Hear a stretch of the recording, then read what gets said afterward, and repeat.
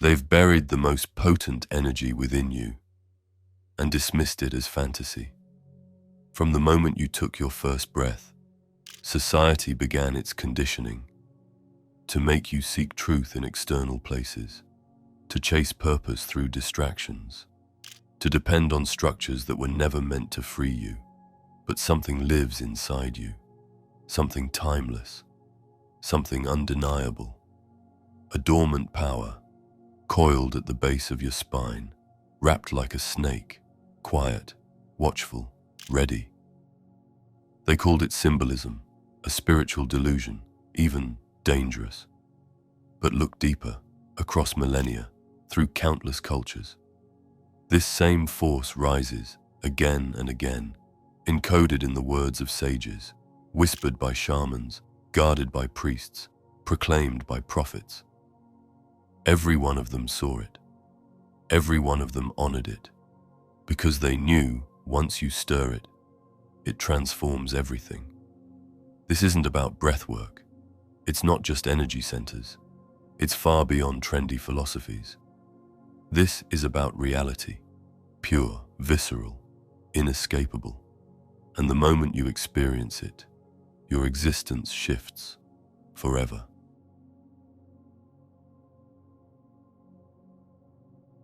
For ages, civilization has been conditioned to seek strength beyond itself, through faiths, authorities, systems, and teachers.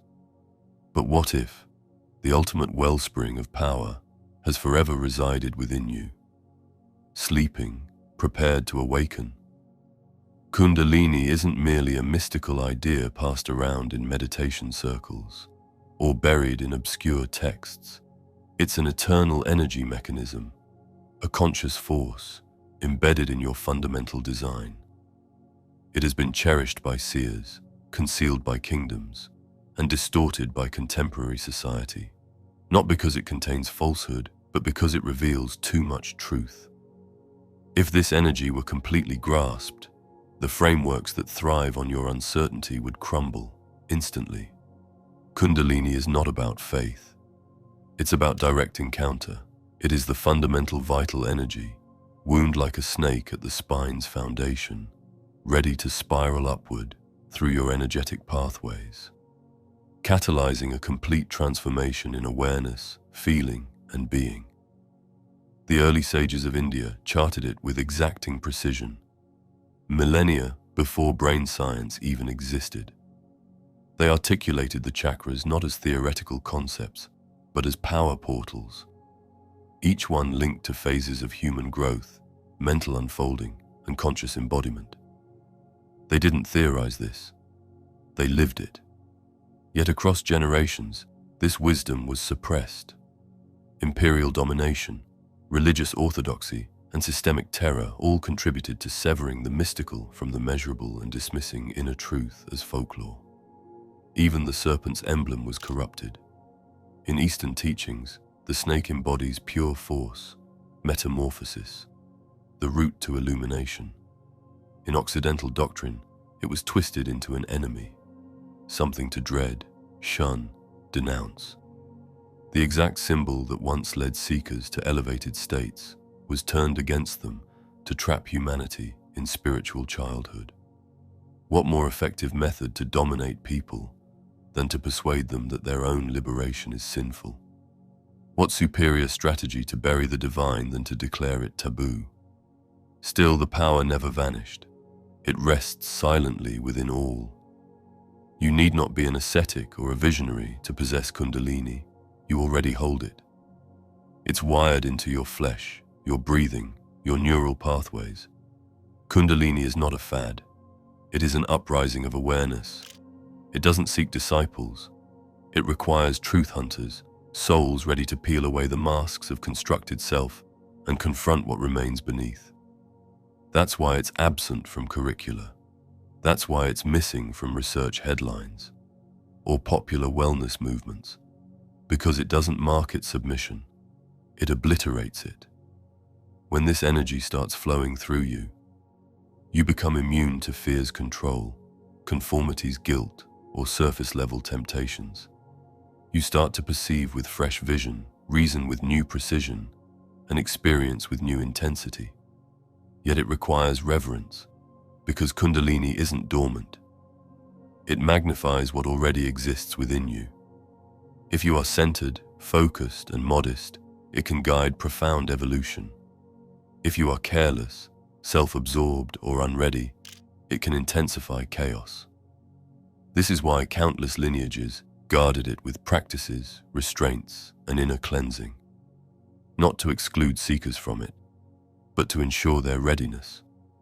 Because when the snake ascends, it doesn't only deliver illumination, it delivers everything: the buried, the concealed, the unhealed. And that's where genuine transformation starts. So question yourself, do you truly desire awakening?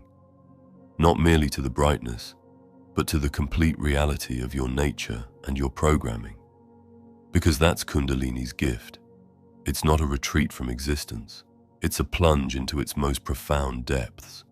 And once it stirs, there's no returning to unconsciousness.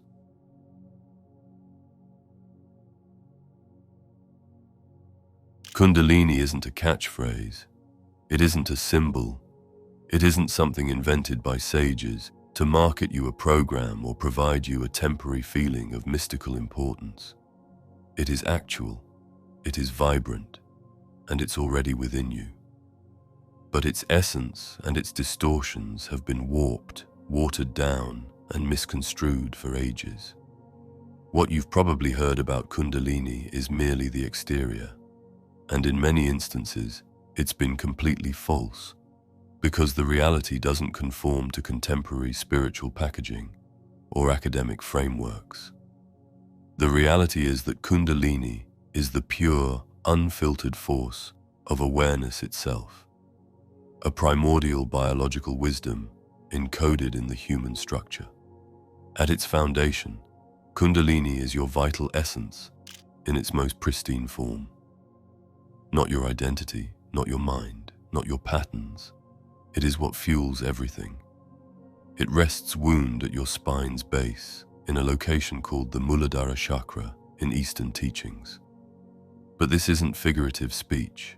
It's biological spiritual mapping. It's present, dormant, integrated into your neural networks and hormonal systems, silent yet prepared. And when it stirs, it travels. Not erratically, not wildly, but through your body's energetic framework, igniting every aspect of you that's been dormant. Your insight, your awareness, your feelings, your recall, even your physiology. But here's where it becomes hazardous. Not Kundalini directly, but what we've been conditioned to think about it. In much of the contemporary world, Kundalini is marketed as merchandise. You'll find it advertised in glossy spreads, in retreats guaranteeing immediate transcendence, in sessions promising you'll be transformed in just one gathering. That's not emergence. It's a spectacle. True Kundalini emergence isn't a single breakthrough. It's an unfolding. And frequently it's not beautiful. It's not tidy, not sellable, not instantly shareable. Because genuine awakening means being split apart. It means the destruction of everything artificial. It means releasing the persona you've meticulously constructed, your assumptions about yourself, your convictions, and especially your terrors. That's Kundalini's function. It shatters the fantasy of your former self to expose who you've eternally been. It is not a surge of bliss or a mystical elevation. Those experiences may arise during the journey, but they're not the destination. Kundalini is not present to amuse you. It is present to reconstruct you. And reconstruction is seldom pleasant. This power will unveil everything: your wounds, your scars, your clinging, your pride. That's why it was safeguarded in holy lineages with such rigor. It was never intended for mass consumption. It was intended for reverence. And no, it isn't reserved for ascetics or masters. It's for anyone with a neural pathway and a spirit. But it demands something most are unwilling to offer: complete truthfulness. Not merely truthfulness with the world, but with your own being. Because this force doesn't react to theatrics or staged devotion. It doesn't ascend simply because you're dressed in ceremonial garb or reciting verses. It ascends when you're harmonized. It ascends when your internal landscape becomes calm, stable, and receptive. It ascends when the static of your existence no longer obscures the frequency of your essence. What Kundalini is not is an easy path. It's not a detour to understanding. If anything, it's an express route to everything you've been evading. This is why individuals who awaken suddenly or without mentorship often encounter disorientation, emotional turbulence, or bodily strain. It's not because Kundalini is harmful, it's because it amplifies whatever remains unresolved. It won't permit concealment. And if you've been concealing from yourself for years, that revelation can feel like chaos. But that chaos is holy. It purges the path for something authentic. Because when Kundalini flows, it doesn't merely alter your emotions. It reconstructs your existence. It requires awareness. It transforms your connection with your flesh, your mind, your decisions. It incinerates deception. And what survives is not some ethereal, enlightened persona. It's the authentic you, conscious, grounded, and completely present.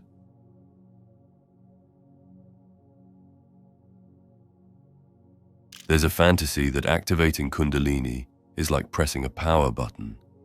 One instant burst of rapture, euphoria, and illumination. But the reality is much more complex, much more genuine. When this force starts to awaken, it doesn't introduce itself gently. It doesn't seek consent. It doesn't respect your calendar. It surges in currents, intense, erratic, and profoundly wise. And when it arrives, your form becomes both the sanctuary and the war zone simultaneously. Some individuals feel searing warmth ascending through the backbone, as if their skeleton is radiating from inside. Others quake involuntarily, not from terror, but from an energy that's too forceful to contain. You might sense tension in the brow, unusual prickling in your extremities, or an unexpected flood of feeling that emerges from nothing. Weeping, roaring with laughter, vibrating, dissolving into silence. These aren't indicators of insanity. They're evidence that something more profound is stirring. Kundalini doesn't ascend through reason. It ascends through release.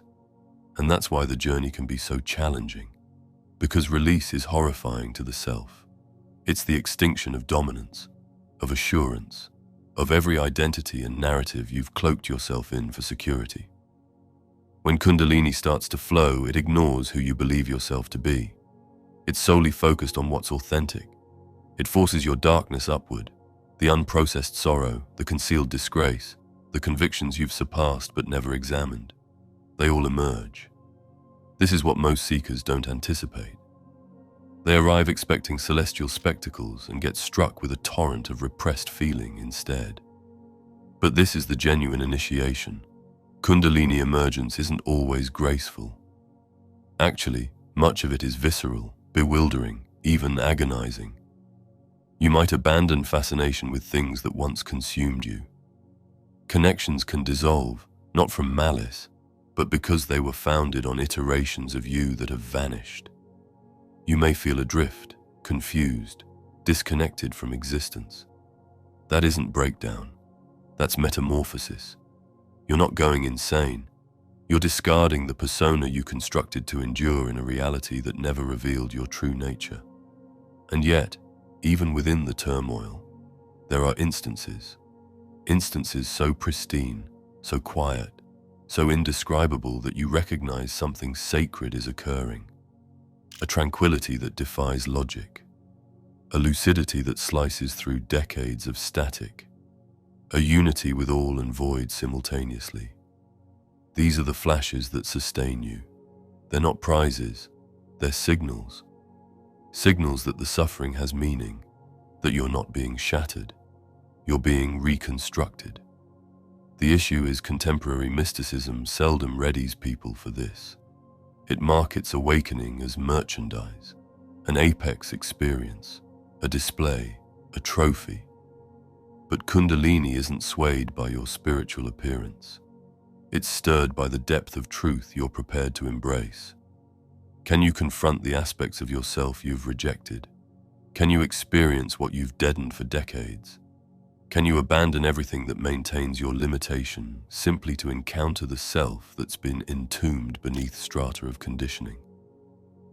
This is why timeless lineages required rigor before activation, not to bar seekers, but to shield them. Because once the power starts ascending, there's no reversal. You either transform alongside it or become devoured by your opposition to it. That's why groundwork is essential. Your form must be capable of containing it. Your awareness must be able to observe it, and your essence must be ready to release. Some emergences unfold slowly, like a patient flame that grows across decades. Others strike like thunder, instant, startling, inescapable. There is no universal blueprint. But the profound reality is that your spirit already understands what's needed. Your task isn't to direct the journey, it's to become receptive to it, to clear the inner static, to rest in quietude, to nurture consciousness so that when the force arrives, you're prepared to welcome it with honor, not dread. Because that's what this represents at its essence. A restoration of respect, not for customs or teachings, but for existence itself. For the sacred flame that throbs through your backbone, ready to be recalled. It doesn't require you to pursue it. It requires you to be prepared for it. And preparation doesn't demand flawlessness. It demands authenticity, awareness, bravery. Kundalini doesn't merely open you to some elevated dimension. It opens you to this dimension, to the holiness of your flesh, your breathing, your feelings, your suffering. It opens you to all, and that's why it transforms all.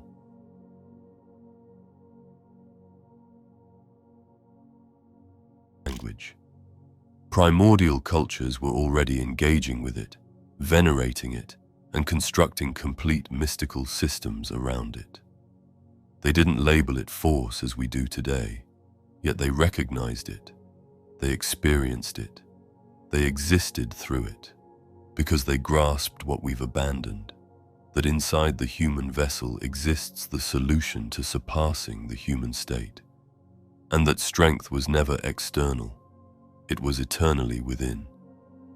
In the ancient paths of India, Kundalini was perceived as the holy feminine energy, Shakti, resting inactive, prepared to ascend and merge with Shiva, the sacred masculine dwelling at the apex. This wasn't legend. This was divine technology. The complete architecture of chakras, nadis, mantras, and mudras was created to facilitate this internal rebirth. Sages practiced for cycles, often lifetimes in quietude, restraint, and dedication, not to gain rank but to ready the vessel for this emergence. They weren't pursuing withdrawal, they were developing the ability to contain celestial power in a mortal structure. But India wasn't alone. The symbols appear across cultures, across continents, and across thousands of years, too consistently to be coincidence. In ancient Egypt, the urias, the cobra rising from the forehead of pharaohs, was not just decoration. It represented awakened consciousness, the coiled serpent energy having risen through the spine and activating the third eye. The Eye of Horus was not just a symbol of protection, but a map of inner sight. The staff of Hermes in Greek tradition, the caduceus, two serpents entwined around a central staff, is nearly identical to the Ida and Pingala nadis of yogic anatomy. And in early Gnostic Christianity, long before church councils rewrote the narrative, there were whispers of the sacred feminine, Sophia, as the source of divine wisdom within. This wisdom wasn't divided by borders. It was encrypted in imagery, concealed in stories, transmitted in secrets through lineages of visionaries, shamans, and explorers. But gradually, something shifted. As authority consolidated, reality was shattered. Those who possessed this understanding either protected it in hidden schools or saw it seized and corrupted. The feminine was vilified. The snake became an emblem of wickedness. The holy flesh became disgraceful. And the celestial force within us was banished into darkness, not because it was untrue, but because it was potent. Imperialism didn't merely dominate territory, it dominated awareness.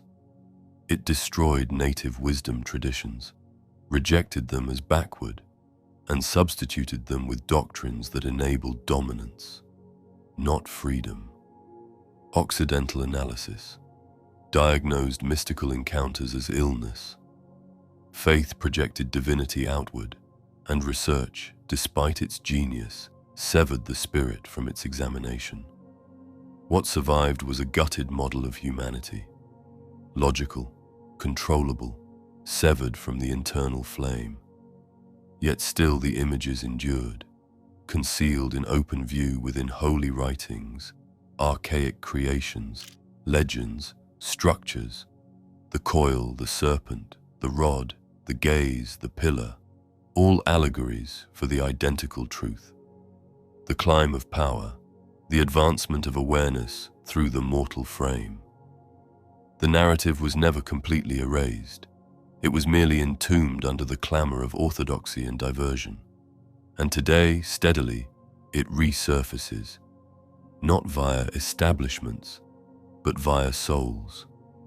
Individuals are sensing the movements once more, visions, pulses, unexpected openings.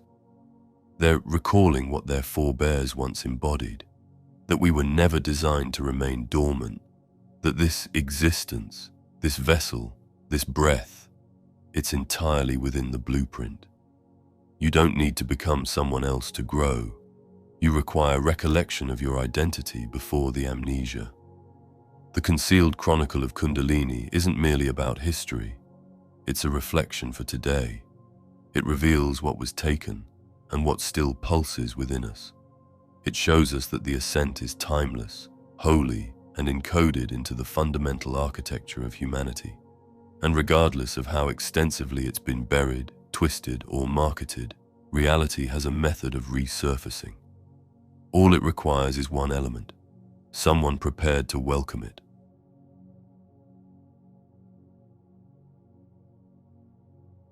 If Kundalini is the snake, the chakras are the portals it must traverse, and the nadis are the secret streams that channel its flame.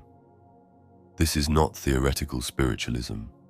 It is an energetic physiology, charted by seers millennia past with a degree of accuracy.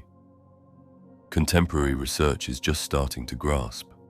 The form, as we understand it, is not merely tissue and skeleton.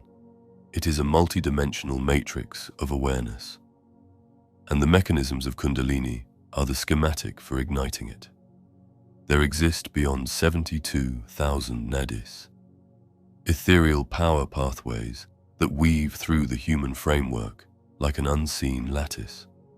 Among these, 3 are deemed most essential: IDA, Pingala, and Sushumna. IDA courses down the spine's left edge, connected to the lunar, the feminine, the tempering energy. Pingala streams on the right, linked with the solar, the masculine, the warmth. Yet the true enigma rests in the Sushumna, the core passage extending through the backbone. It is via this conduit that Kundalini ascends. When the internal equilibrium aligns, when polarity vanishes, and when the consciousness no longer obstructs the flow, as the serpent climbs, it penetrates the chakras. Rotating power nodes positioned at crucial junctures along the backbone.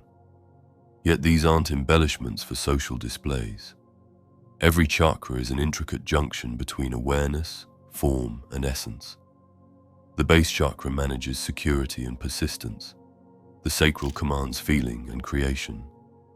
The solar center addresses selfhood and determination. The heart contains mercy and unity. The throat directs authenticity and articulation. The inner sight unveils perception and knowing. and the summit above is the entrance to the infinite. But here's what most won't reveal to you. Igniting the chakras isn't merely about hue meditations or reciting declarations. It's a deconstruction journey. When Kundalini stimulates a chakra, it doesn't simply honor it. It purges it. It expels what's congesting it. That's why individuals describe powerful feelings, lucid visions, and bodily experiences. These aren't complications. They're indicators that the former conditioning, emotional suppression, wounds, and restrictive convictions are being incinerated. Kundalini is not tender. It doesn't murmur. It purifies. Every chakra relates not only to a bodily system or feeling pattern, but equally to an evolutionary phase of existence. The foundation chakras connect to infancy, our feeling of protection, our relational attachment, our uniqueness. If these periods were fractured, neglected, or exploited, then the force becomes imprisoned there. When Kundalini arrives at those points, it drives that frozen power upward so it can be confronted and restored. And solely then can it rise further. That's why the climb isn't straightforward. You don't progress from one chakra to another, like ascending steps. You circle, revisit, return. One instant you're experiencing vastness and clarity. The following, you're submerged again in ancient injuries. This is the holy rhythm of cleansing, and it persists until the power can stream unobstructed, not merely through your core, but through your entire existence. Because the aim isn't to flee the vessel, the aim is to infuse radiance into it, not to circumvent the mortal journey, but to brighten it from within. When every chakra is activated, harmonized, and equilibrated, not in concept, but in embodied truth, Kundalini touches the apex. This isn't the conclusion, it's the commencement of a fresh way of being. One where you don't merely reason with your intellect, you comprehend with your complete self. One where insight becomes as precise as vision, and devotion ceases being a sentiment and transforms into a condition of consciousness. This is what the sages signified by illumination, not drifting elsewhere, but landing completely present, incarnate, alert. You are not an error. You are not damaged. You are a complex entity bearing impressions and forces throughout ages. And Kundalini recognizes the route homeward, not because it was instructed, but because it is programmed within you. The chakras aren't merely gateways. They are your chronicle, your chart, your code. And the second you cease pursuing strength beyond yourself and begin nurturing the sanctuary inside, that chronicle starts to emerge.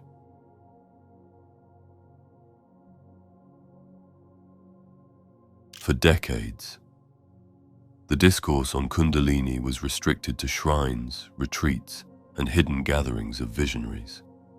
It was rejected by conventional research as illusion or metaphysical symbolism, too esoteric to exist, too archaic to be valid. But gradually, something transformed. As innovation progressed and the instruments to detect the ethereal started to develop, science began encountering realities that masters had articulated for ages. It couldn't be dismissed indefinitely, because what they termed prana, chi, or kundalini, we now comprehend in pieces as electromagnetic waves, neural patterns, and bioelectric potential. The terminology differs, but the truth is merging. Your form isn't merely a physical apparatus. It's a power network, living, reactive, and conscious. Each cell vibrates with voltage. Your heart radiates an electromagnetic sphere that can be detected paces beyond your frame. Your mind functions not solely biochemically, but electrically, transmitting wavelengths that alter with your level of perception. This isn't marginal research. It's quantifiable, verifiable reality. And it draws us nearer to grasping how something like Kundalini could manifest not as legend, but as an energy type the Occident has merely neglected to identify. Neural frequencies provide a crucial revelation. Most individuals exist in beta, the condition of conscious alertness, of reasoning, examining, and acting. Yet as you unwind, descend into contemplation or even profound creativity, your consciousness transitions into alpha, theta, or delta conditions. These gentler rhythms permit entry to unconscious content, feeling discharge and deep understanding. Throughout intense mystical exercises or unexpected emergencies, many document accessing gamma conditions, elevated frequency neural patterns connected with rapture, unified awareness, and amplified sensation. What seers characterize as wholeness or sacred merger. Research documents as modified brain function. Kundalini seems to operate like a physiological enhancement, magnifying awareness, reconfiguring feeling reactions, and heightening the vessel's receptivity to force. Investigations in spiritual neuroscience and consciousness studies have begun recording what practitioners have always recognized, that transcendent encounters create bodily signatures. Breathing techniques transform blood composition. Contemplation restructures neural tissue. Wound liberation revises emotional programming. There is a connection forming, and the analytical consciousness is starting to traverse it. Then there's the neural network. The vagus pathway, frequently termed the spirit nerve, connects the mind to the form's essential operations: pulse rhythm, processing, respiration. It is fundamental to feeling balance, and notably engaged in individuals with profound contemplative or mystical disciplines. Numerous indicators of Kundalini emergence: shaking, involuntary breath changes, surges of bliss or terror. Echo what happens during vagal stimulation. It's not chance. The primeval yogic diagrams illustrate the identical process using terminology accessible to what we today label neural adaptability. They lived as power metamorphosis. Certain investigators have examined Kundalini through the lens of the backbone and spinal fluid. The liquid that surrounds your consciousness and core is not passive. It throbs. It transports sustenance, chemicals, and some proposed data. Specific contemplative methods seek to circulate this essence deliberately, activating pineal function and expanding awareness. The ascending serpent. Maybe it's not so distant from the truth of force and fluid mechanics, ascending the vertebral passage, illuminating nodes throughout the journey. Naturally, research still wrestles with whatever it can't quantify, analyze, or reproduce. Kundalini won't conform tidily to a laboratory trial because it's not a universal formula. It's individual, erratic, profoundly personal. Yet that doesn't render it less actual. It simply places it beyond the present reach of mechanistic analysis. And perhaps that's the intention. Perhaps Kundalini is designed to shatter the frameworks, not merely inside us, but surrounding us. Perhaps it manifests to show us that existence exceeds formulas, and awareness isn't a consequence of the mind, but the medium within which the mind emerges. You don't require selection between research and soul. The authentic route ahead exists in synthesis, not grasping desperately to heritage, and not idolizing reason as the sole deity. Kundalini dwells in the interval between. It is the proof of a vessel animated by awareness, and an awareness rooted in matter. And the deeper we attend, the more we witness, the more we harmonize, the nearer we approach that final reality. The cosmos isn't external. It's within you, prepared to awaken.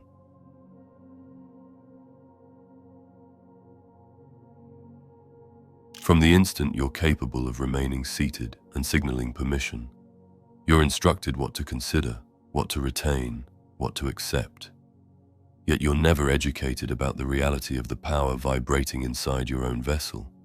You're never informed that you possess an energy able to activate your supreme nature. Why? Because structures founded on dominance don't profit from beings who are self-conscious, self-governing, and mystically independent. Genuine emergence, generates upheaval. It produces individuals who challenge power, refuse manufactured stories, and cease existing for outside validation. And that's the final outcome. A domination-centered framework desires. Schooling, as we understand it, was never created to liberate you. It was created to program you, to condition you for production, for compliance, for uniformity. Remain in lines, obey directions, request authorization to voice. The content may shift, but the framework persists. What's missing in nearly every learning space is a dialogue about awareness, force, breathing, presence, about what it signifies to be completely alive, and what you don't study, you don't honor. You're instructed that achievement means conforming to a pattern, not transcending one. And thus the interior realm is silently rejected. The outcome is a culture severed from its own strength, conditioned to view the form as a liability, feelings as frailty, and quietude as indolence. Kundalini confronts everything. It restores the vessel as holy. It respects sensation as wisdom. It exalts internal encounter as legitimate and essential. And that mode of perception is threatening to a mechanism that flourishes on exterior dominance. Because when an individual bonds with the power inside them, they become resistant to exploitation. They cease being enticed by hollow assurances. They quit deadening themselves with diversions. They begin heeding the reality within and moving from that center. And that form of coherence, it's insurrectionary. This is why Kundalini has been concealed, ridiculed, and distorted in the Occident. Not because it's untrue, but because it's potent. Occidental establishments, scholarly, theological, governmental, have methodically extracted the divine from the mundane. They've divided the consciousness from the form, the essence from knowledge, and through this, they've produced a society that's scientifically sophisticated, but mystically famished. We possess greater entry to data than ever previously, yet minimal understanding. We can launch vessels to orbit, yet battle to rest with ourselves in stillness. And regarding the healthcare realm, much of what individuals encounter during mystical emergence, power waves, feeling discharges, automatic gestures, is rapidly classified as illness. Rather than mentorship, they're presented diagnoses. Rather than practices, they're prescribed medications. That's not restoration, that's silencing. And once more, it's not because physicians are cruel, it's because the framework they function within possesses no structure for interior force. It wasn't constructed to perceive past the material. It wasn't constructed to comprehend the spirit. Yet circumstances are transforming, gradually, subtly under the exterior. Additional souls are emerging, posing alternate inquiries, declining to dismiss what they sense within. They're discovering that the authentic education was never in the institution. It's in the respiration, the vessel, the quiet, the yearning. They're reclaiming methods that were previously termed barbaric. They're recollecting that the ancestors weren't unsophisticated. They were awakened. And they're no longer prepared to feign that all truth can be calculated in a facility or endorsed by an organization. Because the reality is, you arrived possessing all you require. The guide is inside you. The power is inside you. The wisdom is inside you. And the second you start to believe that, truly believe it, you exit the pattern of reliance and enter something infinitely more forceful. Self-activation. You don't require authorization to emerge. You don't require credentials to investigate your awareness. You require valor. You require wonder. And you require to abandon all that instructed you to question yourself. Kundalini isn't exclusive to holy ones or masters. It's in the solo parent contemplating before her children rise. It's in the silent explorer who's exhausted by shallow responses. It's in you this moment, whether you perceive it or not. And when you do, the mechanisms that attempted to contain you no longer hold any power.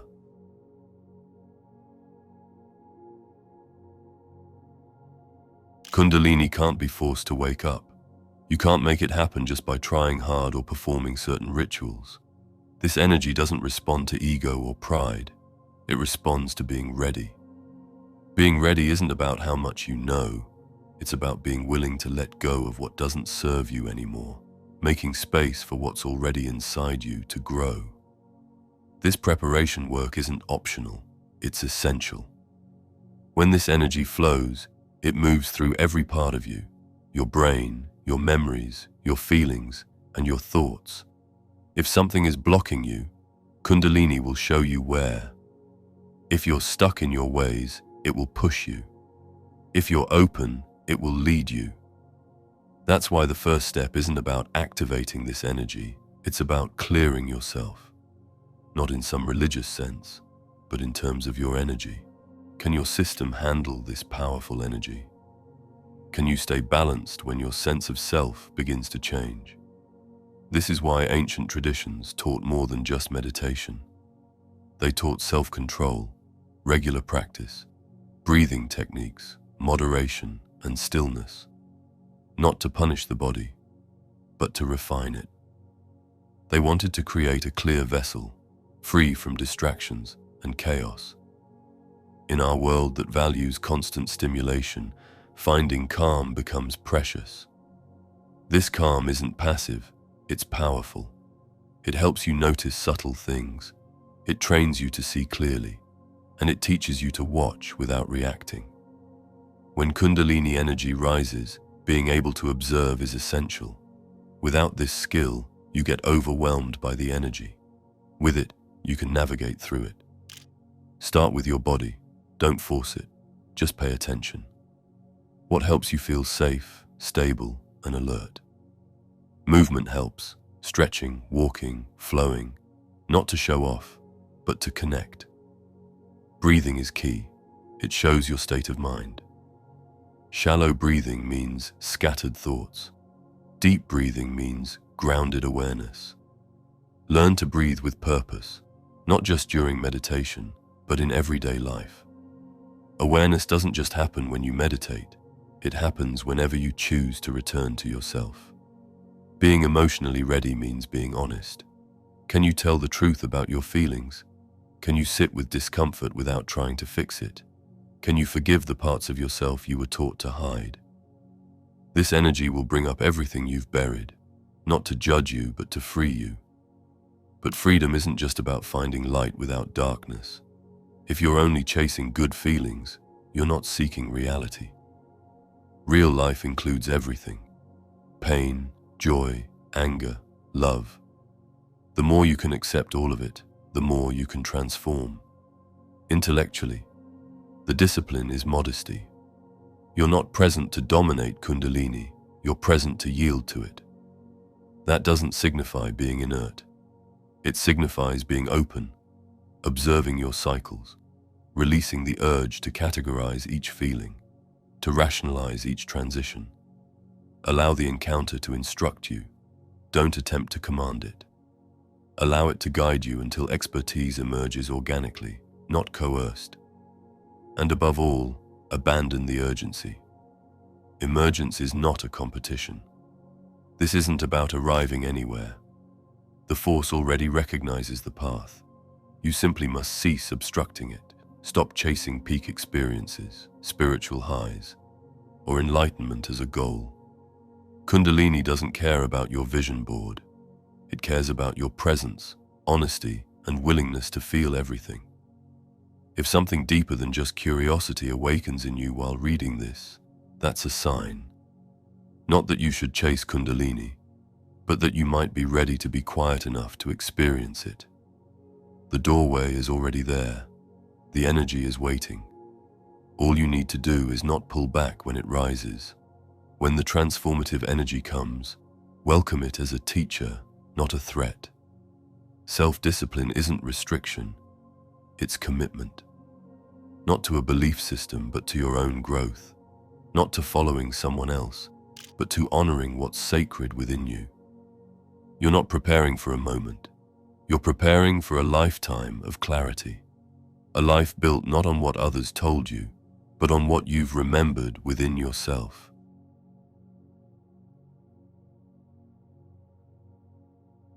Kundalini ascends. It doesn't merely transform your internal sensations. It transforms your perception of all that's external. It shifts the filter through which you decode existence. Elements that previously dominated your focus start to dissolve. The perpetual pursuit of acceptance, acquisitions, or affirmation begins to feel empty.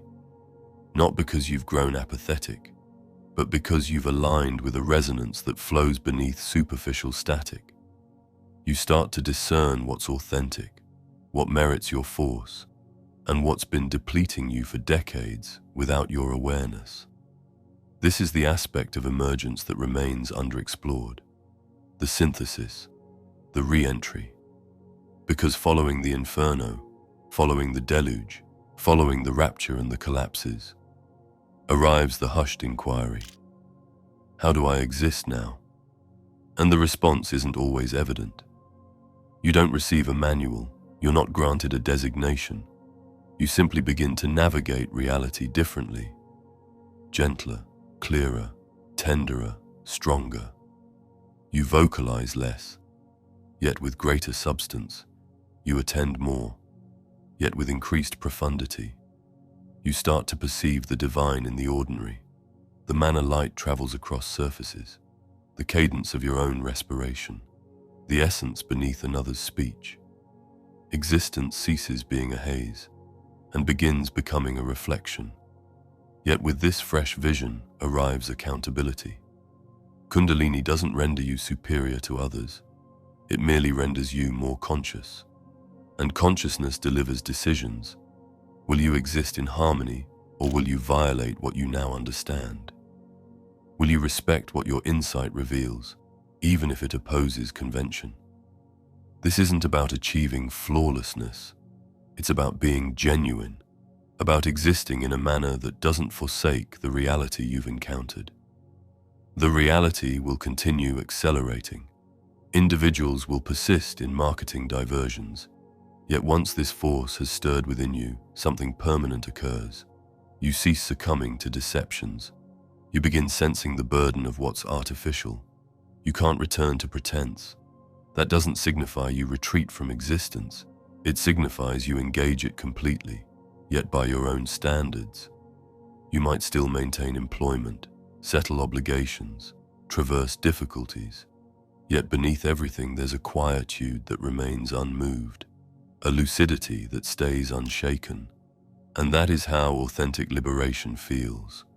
Existing with Kundalini isn't about fleeing reality. It's about enlarging it, perceiving with additional vision, receiving with expanded hearing, experiencing with more of your being than previously possible. You'll encounter instances where all feels crushing because you're detecting not merely the exterior, but the depths. Yet you'll equally encounter instances of deep tranquility, not because existence is simple, but because you are grounded in something timeless. The self will attempt to transform this into rank, into being exceptional. Don't permit it. You are not emerging to elevate beyond others. You are emerging to reunite with them, to witness the sacred in each expression, each stumble, each inhalation. That's the genuine blessing of Kundalini, not dominance over existence, but merger with it. You've traveled far through this passage, not merely through the concepts, but through the recollections. Something within you already recognizes what you've just absorbed. This wasn't novel. It was primordial wisdom emerging. Now the inquiry becomes, how will you embody it? Don't allow this to remain data. Allow it to be embodiment. Allow it to dwell in your decisions, your breathing, your connections. Allow it to form how you arise each dawn, how you address yourself, how you manifest and offer. Because emergence isn't something you possessed. It's something you transform into moment by moment, reality by reality, breath by breath. And if you desire to continue exploring more profoundly into reality, click the video on screen to understand the 7 sacred stages your soul goes through before birth. And I see you in the next chapter.